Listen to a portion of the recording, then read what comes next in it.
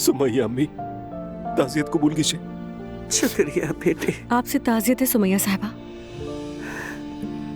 तुम्हारा शुक्रिया बेटी।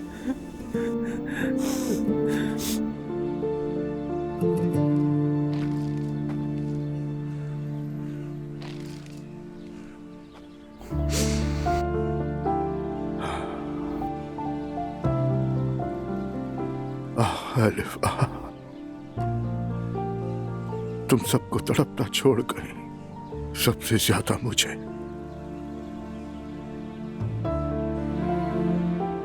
तुम्हारी माँ ठीक कह रही थी, काश मैं मर जाता, यूं मुझे यहां खड़े होकर तुम्हारी कब्र को ना देखना पड़ता।